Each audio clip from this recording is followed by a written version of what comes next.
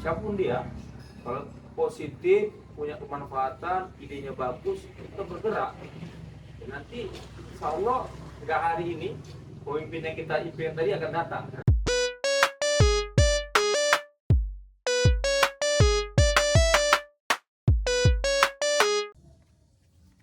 Ya, selamat sore untuk para pemirsa sekalian, terkhususnya peminat dan para pecinta dari koin dakwah. Kebetulan hari ini dan sore yang luar biasa ini kita berjumpa sama senior kita, termasuk juga tokoh pemuda dari Simalungun. Nah, yang tidak lain dan tidak kenal kita sebelumnya, kami ucapkan terima kasih juga kepada para subscriber yang sudah senantiasa untuk selalu menantikan setiap video kami. Nah, inilah kita kenalkan Bang Salman. Selamat sore Bang. Sore, assalamualaikum. Waalaikumsalam. Agak canggung Bang, ya Iya. kan? Karena sebenarnya segan. Bang Salman ini orang yang luar biasa dan senior kami, khususnya di Muhammadiyah Bang ya. Dan sepak terjang Bang Salman ini luar biasa. Jadi mungkin kita agak ngobrol-ngobrol santai Bang ya, karena sendiri pun agak tegang nih Bang. Siap. Bang, mau nanya sedikit nih Bang. Ini kan kita lagi di tahun-tahun politik Bang. Pilpres sudah kita lewat, pileg juga sudah kita lewat. Ini yang kita nantikan ke depan ini adalah pilkada Bang. Pilkada kan tanggal 27 November Bang ya. Kira-kira bagaimana menurut Abang sendiri Bang untuk politik di Simalungun khususnya Bang? Kami pertama ini merasa gembira nih, berkunjungnya kawan-kawan dari Koin Dakwah ya, yang hadir ke kediaman kami untuk kongko-kongko sore hari lah ya. Wis. Jadi Pak Yudi ini kan juga jauh-jauh dari Medan ya kan, menyempatkan kemari. Tentu dari atas melihat ke bawah, ini kan pilkada serentak. Bener Bang. Kita ada 514 kabupaten kota itu. Nah, yang melaksanakan pilkada itu 506.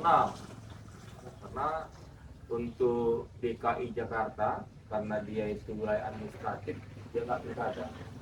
Demikian juga provinsi kan, kita tahu 38 provinsi Indonesia, tapi hanya 37 yang pemilihan kepala daerah, karena satunya lagi itu Yogyakarta, yaitu daerah istimewa. Nah, yang menarik kita bicara ke Simalungun, memang waktu amat sangat cepat berlalu ya.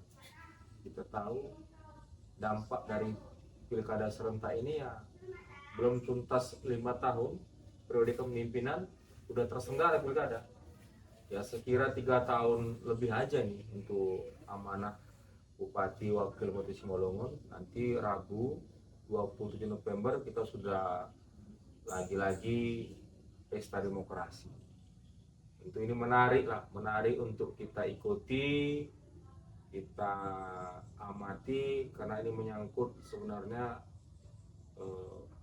dampak kita juga bagi kita masyarakat. Ini yang kadang-kadang yang membuat kita prihatin, risau, karena semakin kemari rasa-rasanya demokrasi kita ini semakin apatis gitu, masyarakat itu semakin nggak peduli, kecewa gitu.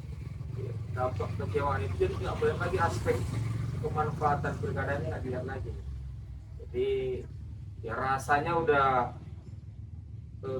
kenikmatannya berkurang lah kalau makanan gitu kan, kenikmatannya berkurang. Padahal ini sebuah pesta kan, yang harusnya kita bisa ikuti, simak, dan kita yakin pasti ada hubungan dengan kita ya. Nah, ini masalah pemimpin kan. Bener Bang. Ini juga Bang, yang jadi hal menarik Bang. Sekarang ini lagi digaung-gaungkan Bang oleh anak-anak muda sekarang ini terkait tentang golput Bang. Jadi memang banyak sekali dari teman-teman, khususnya Bang Simalungun sendiri kan, ada gerakan sendiri yang terkait tentang tidak usah datang ke TPS Bang. Jadi cuma pendapat abang terkait tentang masalah ini.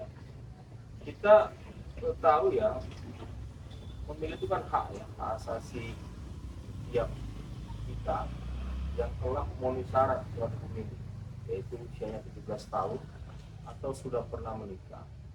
Nah, dorongan untuk golput tidak memilih memang itu juga tidak ada ancaman pidananya, tidak ada larangannya ke sana. Namun yang demikian sebenarnya merugikan bagi proses demokrasi kita, karena pemilih yang memilih golongan putih atau tidak memilih ini, bahkan kalau kita hitung-hitung presentasinya ini cukup luar biasa besar berdampak ya. Bisa menentukan kemenangan dia kalau dia bergeser aja menjadi pemilih yang menentukan pilihannya. Nah ini harusnya menjadi tanggung jawab kita bersama lah ya, terkait apakah itu penyelenggara, KPU, Bawaslu, kemudian pasangan calon, untuk kemenangan, partai politik.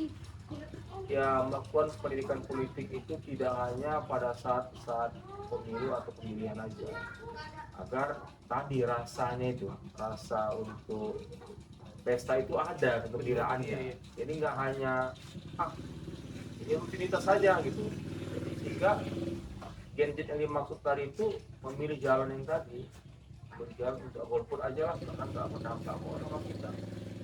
Toh ini aja ini yang menjadi faktor utama sebenarnya kita muncul itu kalau menurut abang. Nah, jadi bagaimana Bang solusinya Bang untuk Gen Z supaya Gen Z ini mau memilih Bang, biar enggak ikut gerakan yang namanya golput kan? Ya memang kembali tadi kan berkali-kali ya pemilu dilakukan, pemilihan dilakukan. Ketika Gen Z ini tidak punya tempat dan ruang, maka mereka dianggap tidak diperlukan. Oleh karena itu kan politik tadi itu kan harus ada janji, dan janji manis itu sebagaimana kita tahu, kalau gula manis kan datang semut ke situ. Nah kalau manisnya nggak ada atau pemanfaatan janji itu yang pokoknya menyentuh Gen Z, tentu nggak ada harapan. Kalau nggak ada harapan ya kira-kira apa yang mau diperjuangkan Gen Z? Untuk apa dia ikut-ikutan dalam berpolitik? Dia peserta enggak? Misalkan dia nggak didorong menjadi peserta pemilu, apakah calon kepala daerah atau calon legislatif, dia nggak ikutan. Kemudian dia nggak masuk instrumen partai politik, nggak pengurus misalnya. Kan dia nggak ada pengetahuan tentang politik. Harusnya ada satu janji yang memang yang dikemas visi-misi dari pasangan calon kita hari ini, yang bisa menarik mereka kan, misalnya terkait lapangan kerja kan, yang bisa ketika mereka ikutan, mereka berharap wah aku nanti kalau ikut di sini pilih ini, pasangan ini menang, aku bisa bekerja kan, itu kan menarik juga, dan itu bisa diyakinkan dengan keterlibatan mereka gitu. Mereka nggak bisa jadikan hanya objek aja gitu, objek pemilih nggak, mereka harus ikut di dalam terlibat apakah sebagai tim ataukah sebagai juru kampanye misalnya, sehingga dia bisa mempengaruhi kawan-kawan yang lain. Tapi kalau dijadikan objek ya itu tidak apa ya, tadi mereka akan semakin apatis gitu, nggak menarik baginya untuk ikutan di pesta demokrasi ini. Oke Bang, ada kemarin yang terlintas Bang, mungkin Abang tahu terkait tentang rusaknya jalan ke Batu Nanggar menuju ke Bandar Uluan Bang. Itu kan kemarin berulang kali banyak teman-teman kita itu yang ngepost Bang terkait tentang jalan-jalan yang rusak.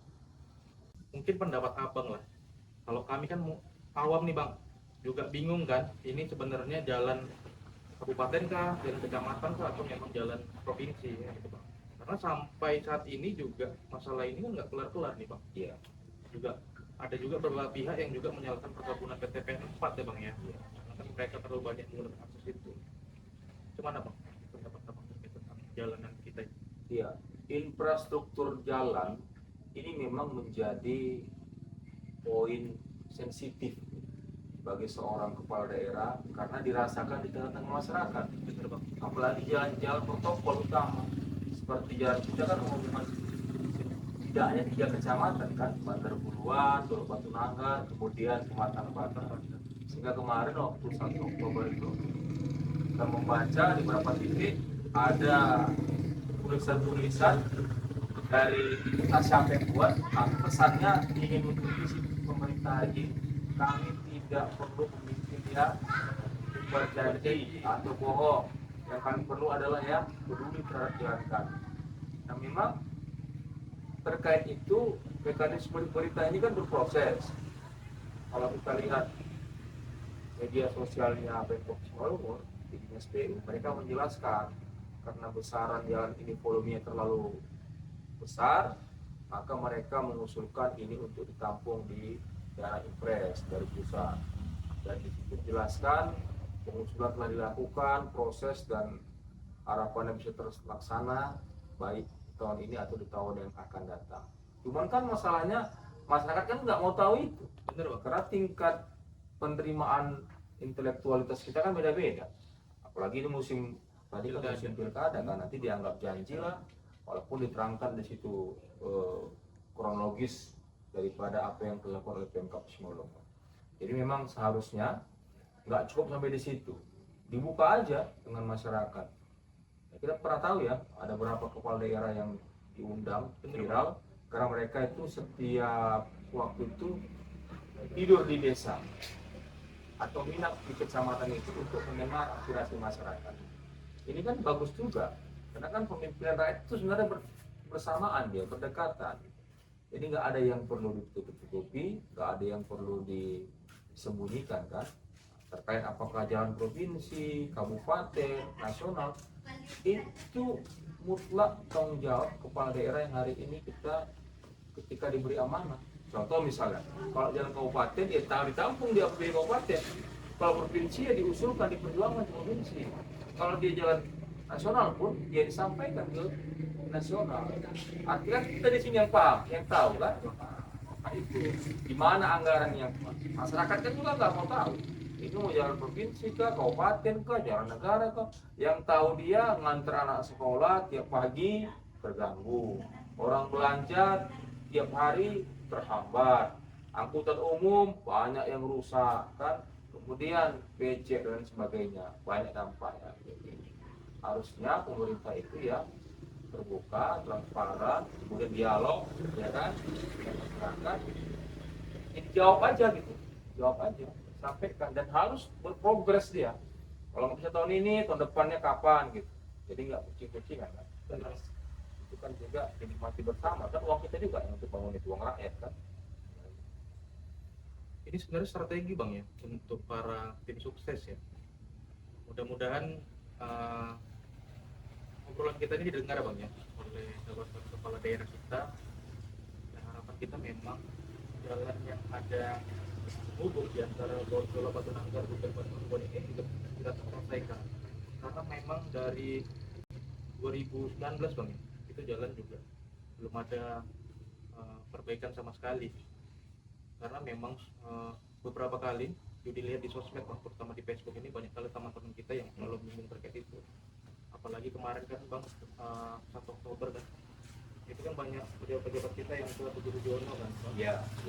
Jadi seharusnya nih jadi bahan perhatian khusus lah buat pemerintah, bahwa masih banyak jalan-jalan di ujung-ujung Simalungun ini yang kurang diperhatikan.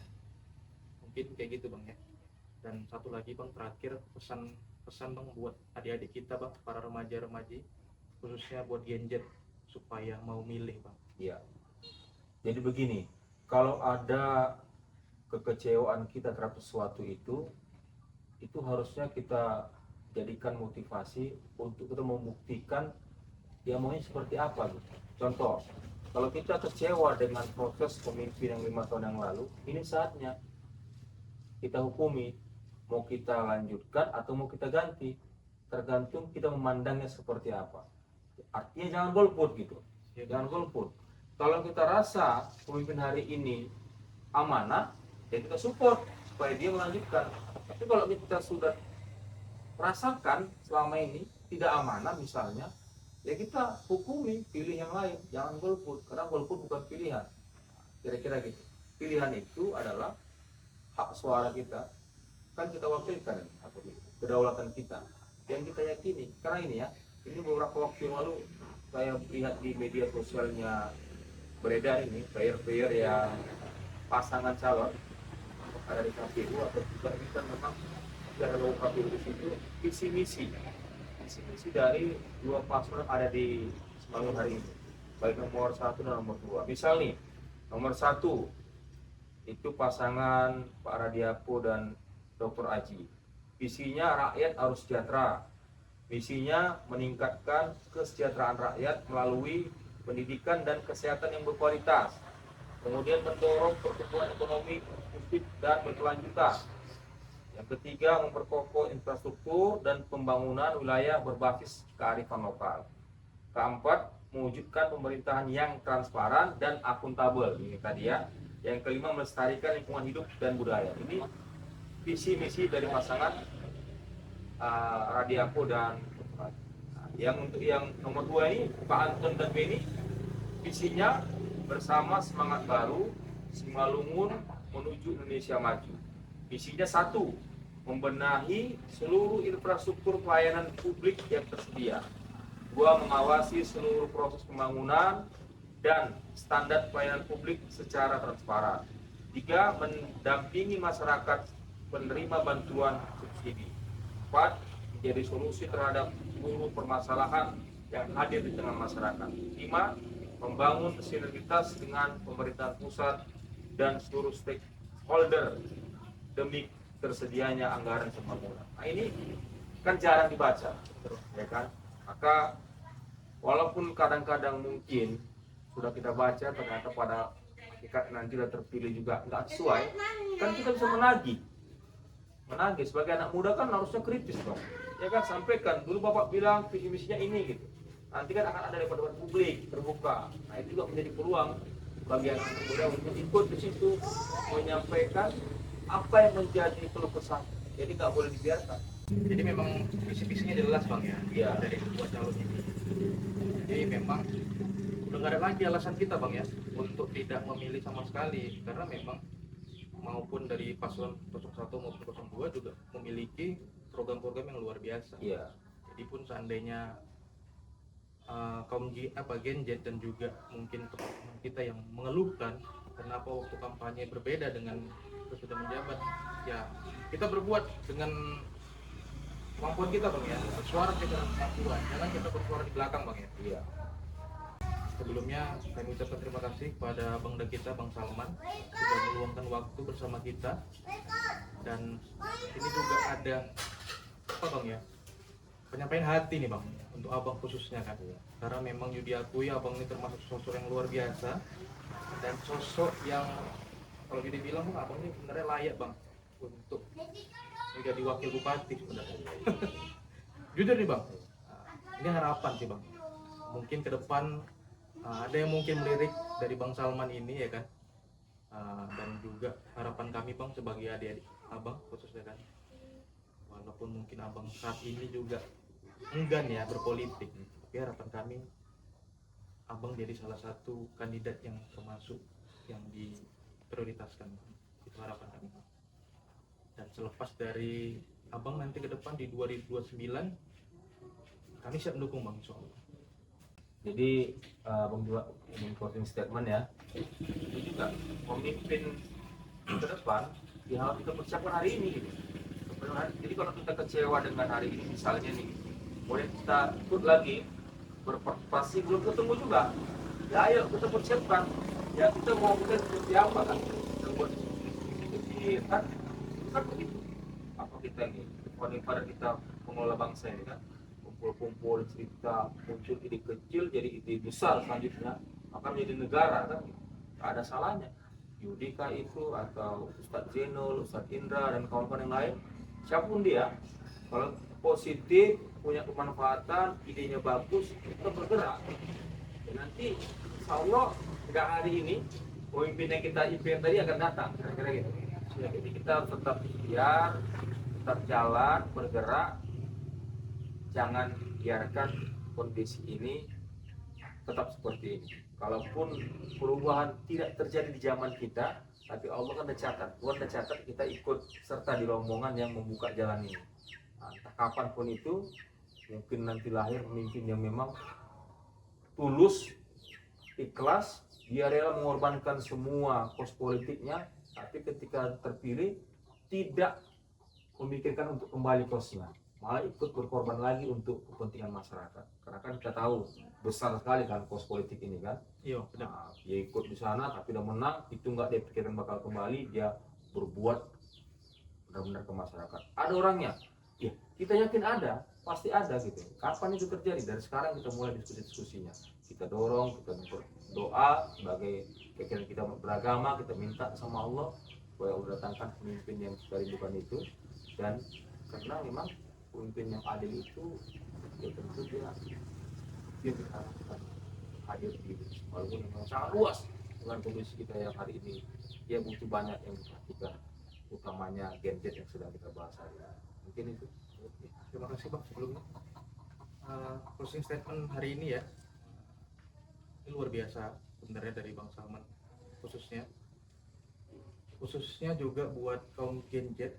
Jadi jangan ada alasan lagi untuk tidak memilih. Jadi ayo sama-sama kita hadir Bang ya di Iya. tanggal 27 7 November Bang. November. 27 November tahun 2024. Sama-sama kita datang ke TPS dan pilihlah. Jangan sampai ada yang tidak hadir ya. Dan benar kata Bang Salman, yang penting bergerak dulu Bang ya. Masalah hasil itu urusan Allah. Terima kasih Bang. Sehat-sehat Abang dah. Iya. Dan untuk para teman-teman sekalian, jangan lupa untuk liputan kita selanjutnya, dan insya Allah akan kita tayang mungkin sepekan sekali. Silakan kawan-kawan tunggu, dan insya Allah nanti para narasumber kita orang-orang yang luar biasa. Mungkin itu yang bisa kita sampaikan.